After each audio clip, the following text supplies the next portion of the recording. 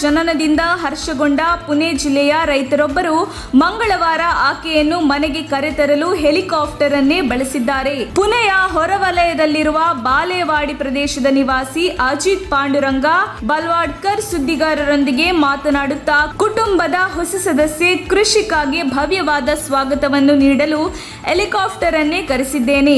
ಮೊಮ್ಮಗಳ ಆಗಮನದಿಂದ ಸಂತೋಷವಾಗಿದೆ. ಆದ ಕಾರಣ ಅವಳನ್ನು ಬರಮಾಡಿಕೊಳ್ಳಲು ಈ ವ್ಯವಸ್ಥೆ ಮಾಡಿದ್ದೇನೆ ಎಂದು ಹೇಳಿದರು. ಸಮೀಪದ ಶೇವಾಲ್ವಾಡಿಯಲ್ಲಿರುವ ಅಜ್ಜಿ ಮನೆಯಿಂದ ಮಗು ಮತ್ತು ತಾಯಿಯನ್ನು ಮನೆಗೆ ಕರೆತರುವುದಕ್ಕೆ ಹೆಲಿಕಾಪ್ಟರ್ ಅನ್ನು ಬುಕ್ ಮಾಡಿರುವುದಾಗಿ ತಿಳಿಸಿದರು.